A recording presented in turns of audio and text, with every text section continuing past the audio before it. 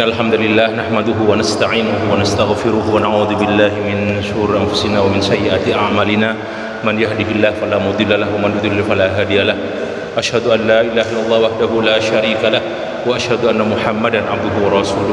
Allahumma shalli ala Muhammadin wa ala ali Muhammad kama shallaita ala Ibrahim wa ala ali Ibrahim innaka Hamidum Majid. Allahumma barik ala Muhammadin wa ala ali Muhammad kama barakta ala Ibrahim wa ala ali Ibrahim innaka Hamidum Majid. Amma ba'du, fa ya ikhwati wa akhwati al-izza rahimani wa rahimakumullah.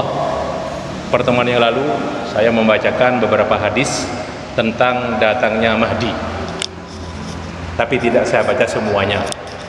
Hanya dari sekian hadis itu, ulama ahli hadis mengatakan bahwa hadis-hadis tentang datangnya Mahdi itu mutawatir, dan yang meriwayatkan itu sekitar 30 orang sahabat tentang datangnya Imam Mahdi, dan diriwayatkan oleh beberapa ulama ahli hadis dalam sunan, dalam kitab musnad dan lain-lainnya. Makanya datangnya hadis-hadis tentang datangnya Al-Mahdi ini jadi hujjah bahwa Mahdi betul-betul akan datang. Malah Al-Imam Syaukani, Imam As-Safarini dan lain-lainnya mengatakan hadis-hadis tentang Imam Mahdi itu hadis-hadis mutawatir. Hadis-hadis mutawatir itu tentang hadis tersebut. Nah, tapi walaupun demikian, nanti kita pelajari di pertemuan yang akan datang insyaallah. Masih ada beberapa ulama kontemporer yang tidak percaya akan datangnya Mahdi dengan alasan ini dan itu. Nanti kita bahas insyaallah. Imam Mahdi suatu orangnya namanya Muhammad ibnu Abdillah, dari keturunan Ali bin Abi Thalib. Nah, kemudian kalau dikatakan Mahdi itu satu, nah ada orang yang ngaku Mahdi. Mulai dari abad pertama sudah ada yang ngaku dia sebagai Mahdi. Sebagaimana Rasulullah sallallahu alaihi wasallam, Muhammad sallallahu alaihi wasallam itu satu orang aja, akhirul anbiya, ada saja yang ngaku-ngaku sampai sekian puluh orang ngaku-ngaku sebagai nabi utusan akhir zaman. Nah, begitu juga dengan Mahdi ini. Malam ini saya akan membacakan beberapa, dalam kitab ini disebutkan beberapa orang yang mengaku sebagai Al-Mahdi.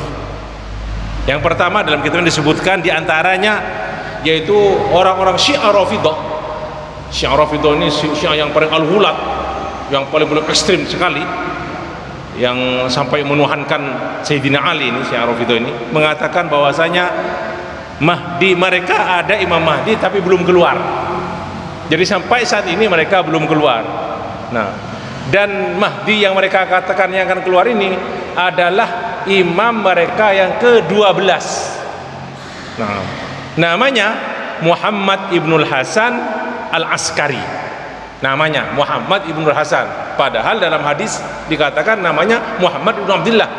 Ini namanya Muhammad ibnul Hasan al-Askari, dari keturunan Husain, bukan dari Hasan. Hasan Husain, dari keturunan dari Husain.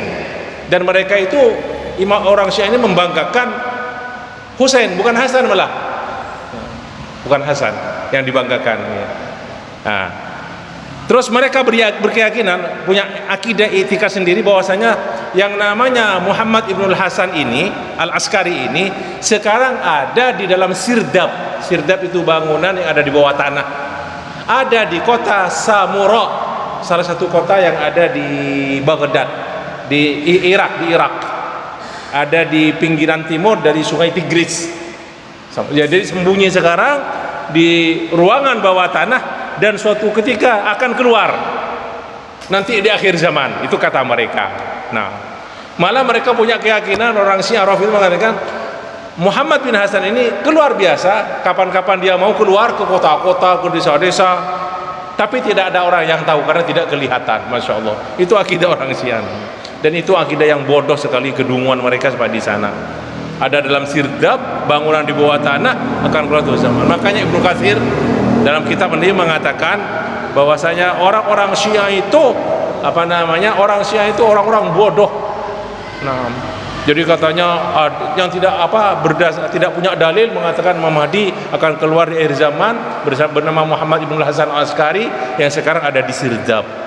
Nah, padahal kata Imam Ibnu Katsir rahimahullah taala, Imam Mahdi Al-Mahdi itu akan keluar dari Biladul Masyriq. Biladul Masyriq itu mana? Yang disebut Biladul Masyriq adalah dalam kamus disebutkan istilah Biladul Masyriq itu muqabil dari Al-Maghrib dari Biladul Maghrib. Jadi Maghrib minal watan al-Arabi al-Maghrib, Maroko itulah. Ya, bagian timur di sana maksudnya. Muqabil Al-Maghrib al-Arabi. Al-Maghrib ini Maroko. Yang Afrika bagian barat itu. Nah, sekarang yang namanya Biladul Masyriq itu seperti isyarat dalam hadis akan keluar Al-Mahdi dari Biladul Masyriq, itu mencakup Irak, Syria, Yordania, Palestina, itu Al-Masyriq. Termasuk juga yaitu Shibhul Jazirah Al-Arabiyah, yaitu Saudi Arabia, Kuwait, Bahrain, Qatar, Sultanatu Oman, dan termasuk Yaman. Itu disebut dengan Biladul Masyriq. Biladul Masyriq. Baik, kemudian saya baca kelanjutannya. Di antaranya juga ini yang mengaku sebagai Al-Mahdi, ada seorang yang bernama bahwasanya Imam Mahdi itu adalah Ali bin Abi Thalib itu sendiri. Dan ini pengakuan dari Abdullah bin Saba, seorang Yahudi. Abdullah bin Saba ini yang memecah belah umat pada zaman Utsman bin Affan, dan dia sebagai provokator sampai terbunuhnya Utsman bin Affan, Abdullah bin Saba. Abdullah bin Saba ini juga anunya Syiah lah juga, dan Yahudi dia, dan dia mengatakan Ali adalah Al-Mahdi. Itu Abdullah bin Saba. Kemudian ada juga seorang yang bernama Mukhtar bin Ubaid Ats-Tsaqafi mengatakan bahwasanya bahwa Al-Mahdi adalah Muhammad Ibnul Hanafiyah, dan ini pada abad pertama. Tadi Abdullah bin Saba juga pada abad pertama, kan jelas Ali bin Abi Thalib kan yang dia mengatakan itulah Mahdi. Pada tahun 81 Hijriah, berarti masih abad pertama, Mukhtar bin Abdul Ats-Tsaqafi mengatakan bahwa Muhammad Ibnul Hanafiyah itulah Al-Mahdi Al-Muntadhar. Kenapa kok dikatakan Muhammad Ibnul Hanafiyah? Itu dinisbatkan kepada istri, jadi marga dari istri Sayyidina Ali. Karena Sayyidina Ali itu nikah banyak. Setelah wafatnya Rasulullah, Fatimah wafat, nikah Sayyidina Ali. Punya anak, diantaranya Muhammad Ibnu Ali bin Abi Thalib, dari seorang istri yang bernama Khawlah bintu Ja'far. Khawlah bintu Ja'far ini dari kabilah Bani Hanifah. Makanya terus dikatakan Muhammad Ibnul Hanafiyah. Itu pada tahun 81 Hijriah. Tuh. Kemudian ada juga yang mengaku-ngaku sebagai Imam Mahdi. Dia bernama Muhammad Ibnu Abdillah Ibnul Hasan Ibnu Ali. Berarti cicitnya Sayyidina Ali. Sayyidina Ali punya anak-anak bernama Hasan. Hasan punya anak bernama Abdullah. Abdullah punya anak diberi nama Muhammad. Nah ini Muhammad Ibnu Abdillah Ibnul Hasan Ibni Ali Ibni Abi Thalib. Dan dia terkenal dengan kunyahnya itu dengan Dzun Nafsiz Zakiyah, orang yang mempunyai jiwa yang bersih. Nah, ini kapan ini? Pada tahun 145 Hijriah. Berarti sudah masuk abad kedua. Nah, disebutkan bahwasanya Muhammad bin Abdillah bin Hasan bin Ali ini seorang yang ahli puasa, ahli ibadah. Nah, dia yang ngaku-ngaku Mahdi. Diperangi oleh orang-orang Abbasiyah ketika itu. Dan akhirnya dia dengan semua pasukannya, setelah dari Al-Abbasiyun mengerahkan pasukan sebanyak 10.000 orang, maka terbunuhlah yang bernama Muhammad ibn Abdillah ibn Hasan ibni Ali ibn Abi Thalib ini. Kemudian ada juga yang mengaku sebagai Al-Mahdi yang bernama Ubaidullah ibnu Maimun Al-Qaddah. Ini pada abad keempat, 325 Hijriah. matinya 325 Hijriah. Namanya Ubaidullah ibnu Maimun Al-Qaddah. Nah, dia ini seorang Yahudi, bahkan dikatakan dia inilah yang termasuk dari pendiri darinya itu kata-kata istilah Qoromitoh. Jadi kelompok Qoromitoh yang berkembang di Bahrain, anak cucu daripada Ubaidillah berkembang di Bahrain, dan itu kelompok yang ekstrem. Bahkan mereka ini bukan orang-orang muslim, mereka orang zindik, seperti orang kafir, kelompok Qoromitoh ini. Dan kelompok Qoromitoh yang ada di Bahrain itu yang pernah mencuri Hajar Aswad. Jadi Hajar pernah dibawa ke daerah mereka sampai bisa dikembalikan lagi. Nah, bahkan ulama mengatakan orang-orang Qoromitoh ini dari keturunan Ubaidullah ibnu Maimun Al-Qaddah, namanya Ubaidullah ibnu Maimun Al-Qaddah ini itu lebih jahat daripada orang-orang Yahudi dan Nasrani. Nah, ini ya, jadi mereka terus ngaku-ngaku keturunan Ali, nah, padahal bukan keturunan Ali. Nah, dan dari mereka, dari keturunan Ubaidillah ini ada Qoromitoh, ada istilah juga Al-Fatimiyun yang menguasai Mesir. Nah, jadi Al-Fatimiyun yang menguasai Mesir ya. Nah, bahkan disebutkan ketika itu pemerintahan Mesir itu masih berbentuk Syafi'i, ya, madhabnya itu dihilangkan semuanya oleh orang-orang Fatimiyun ini. Dan mereka inilah orang-orang munafik, orang-orang zindik yang kata ulama lebih jahat daripada orang Yahudi dan Nasrani. Al-Imam Ibnu Katsir dalam kitabnya Al-Bidayah wan Nihayah mengatakan bahwasanya kekuasaan Al-Fatimiyah ini lebih dari 280 tahun di Mesir kekuasaannya. Nah, dan Ubaidillah ini yang pertama kali mengaku sebagai Al-Mahdi dari mereka. Kemudian ada juga yang mengaku Mahdi. Ini pada abad ke-6 sudah. Di awal abad ke-6 Hijriah, 514 Hijriah, yang bernama Muhammad ibnu Abdillah Al-Barbari. Lagi-lagi Muhammad ibnu Abdillah, namanya Muhammad ibnu Abdillah. Dan ini terkenal dengan sebutannya sebagai Ibnu Tumart. Nah, ini pada tahun 514, jadi awal abad ke-6 Hijriyah.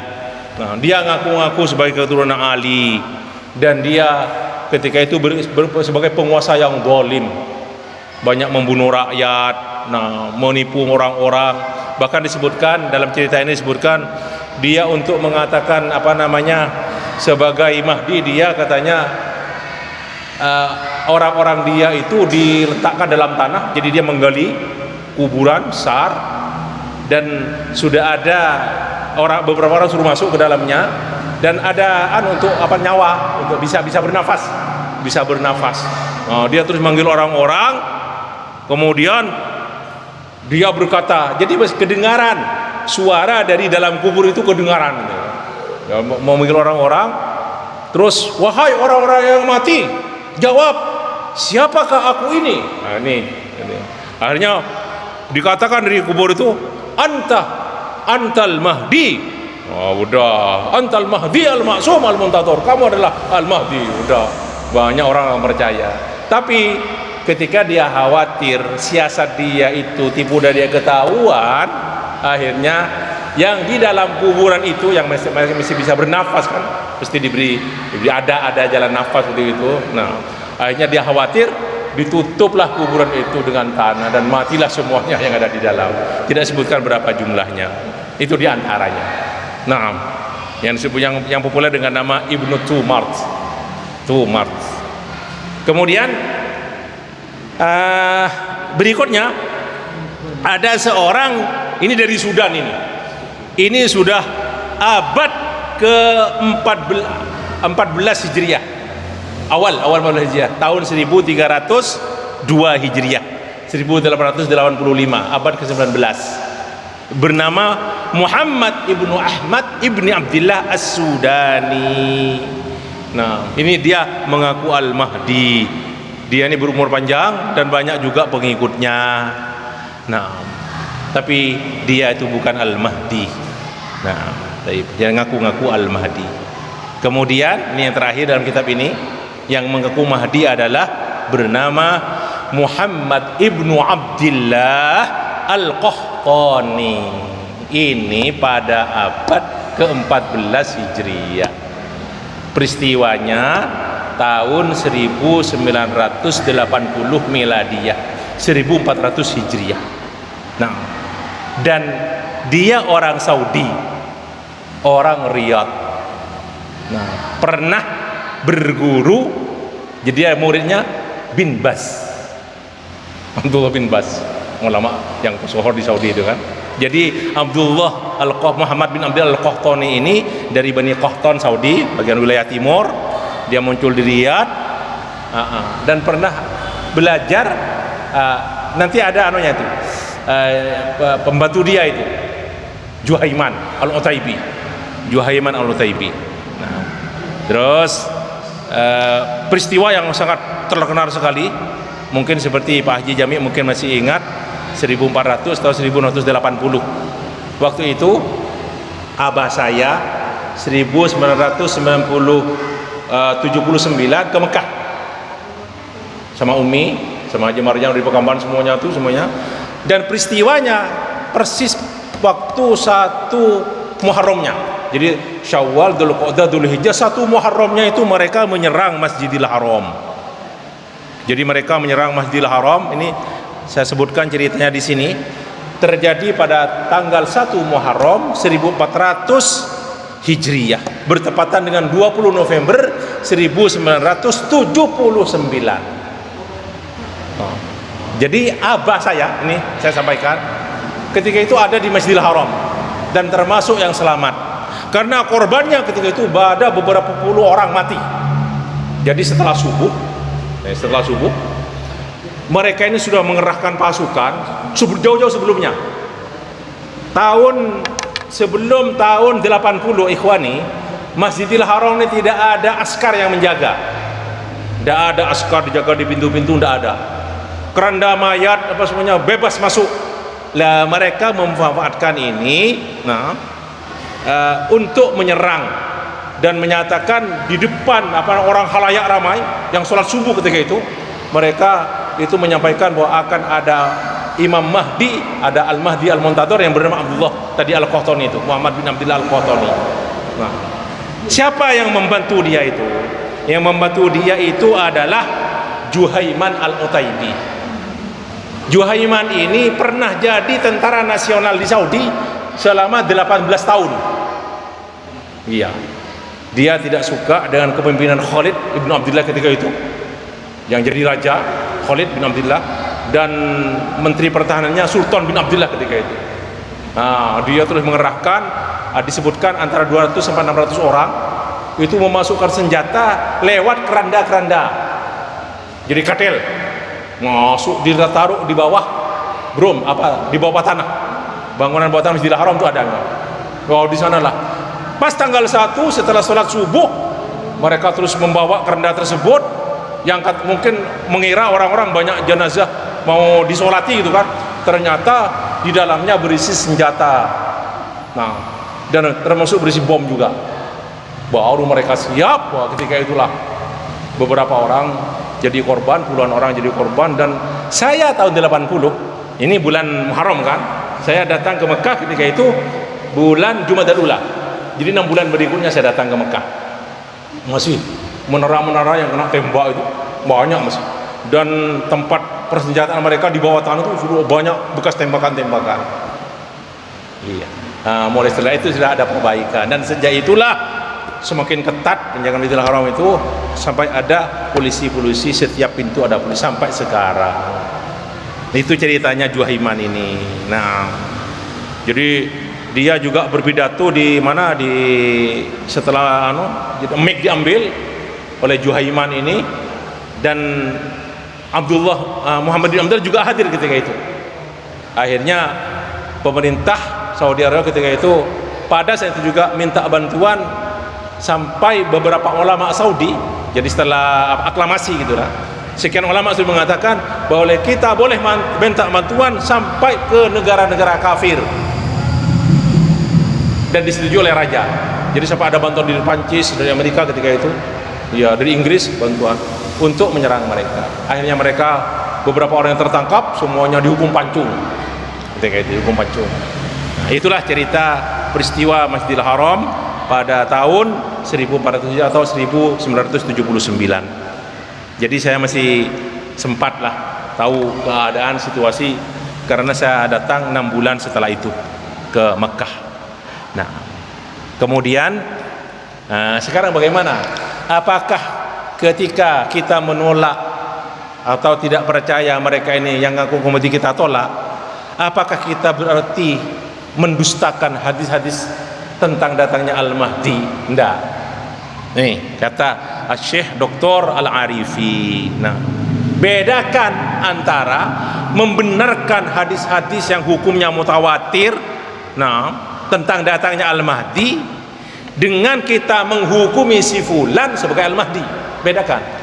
Kita tetap percaya hadis-hadis yang sahih tersebut yang mutawatir bahwa Al-Mahdi akan datang. Nah, dan kita tidak percaya dengan orang-orang yang ngaku-ngaku Mahdi. Alasannya diantaranya ini.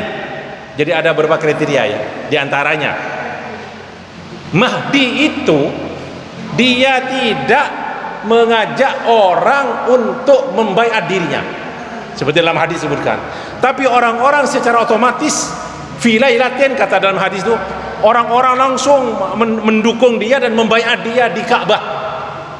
Di Ka'bah. Iya. Itu pertama. Yang kedua, namanya sesuai dengan nama Nabi Muhammad, Muhammad ibnu Abdillah. Tadi ada Muhammad ibnu Abdillah, tapi bukan dari keturunan Hasan. Nah, kemudian nisbatnya itu kembali kepada Al Hasan ibnu Ali, bukan kepada Husain seperti pengakuan Syiah. Nah, kemudian yang keempat, sifat-sifat fisik disebutkan, hidungnya mancung, terus ininya lebar, jabahnya ini. Nah, kemudian yang kelima, Imam Mahdi atau Al-Mahdi ini muncul, akan bangkit, datang ketika terjadi setelah wafatnya khalifah. Jadi di mana ada ada ada khalifah meninggal, anak 3 khalifah itu terus bertikai. Jadi khalifah punya anak masing-masing, punya anak satu, yang satu punya anak satu juga, ini meninggal terus. Ibnu Khalifah ini. Nah, yang setelah meninggal khalifah itu anaknya yang bertikai. Nah, saya sampaikan, jangan dipastikan itu adalah Salman bertikai dengan anaknya. Enggak, ini anaknya yang bertikai, anak khalifah, bukan khalifahnya meninggal. Nah, yang sekarang yang disebutkan banyak di YouTube itu bukan itu.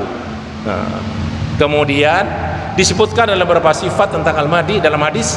Sifat Al-Mahdi ini adalah orangnya orang soleh, orang takwa, dia orang punya ilmu syar'i, dan dia itu mengamalkan ajaran-ajaran Nabi Muhammad. Maka sebagian ulama mengatakan dia termasuk ahlus sunnah wal jamaah. Ahlus sunnah wal jamaah.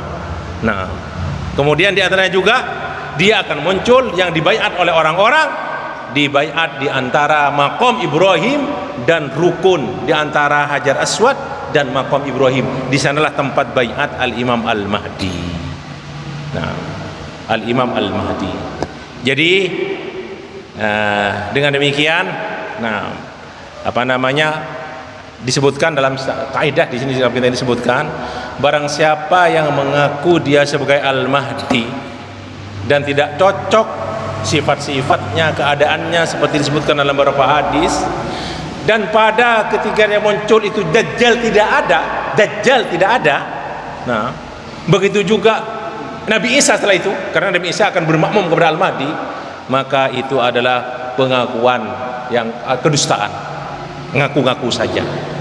Nah, jadi karena Imam Mahdi ini akan muncul, setelah Imam Mahdi ada Nabi Isa turun, dan Nabi Isa bermakmum kepada Al-Imam Al-Mahdi.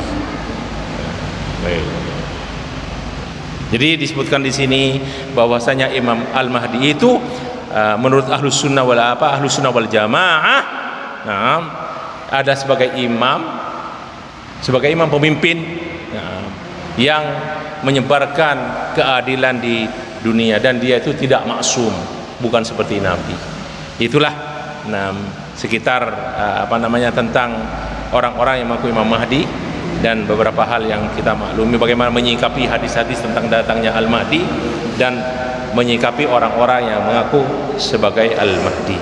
Insyaallah yang akan datang, pertemuan yang akan datang ini ulama bagaimana hujjah orang-orang, beberapa ulama kontemporer yang mengatakan bahwa Al-Mahdi itu tidak ada karena hadis-hadisnya yang begini begitu, nanti ada keterangannya, dan apa jawaban dari ulama Ahlus Sunnah wal Jamaah tentang terhadap pernyataan mereka itu. Insyaallah kita akan lanjutkan yang akan datang. Sisa terakhir dari masalah Mahdi, sekitar Mahdi. Setelah itu kita akan mulai belajar atau membaca tanda-tanda kiamat Al-Kubra. Jadi masuk yang 10 besar itu, tanda kiamat 10 besar insyaallah taala. Terima kasih. Mohon maaf. Mari kita akhiri liqa'an kafaratul majlis. Subhanakallah wa bihamdika asyhadu an la ilaha illa anta astaghfiruka wa atubu ilaik. Assalamualaikum warahmatullahi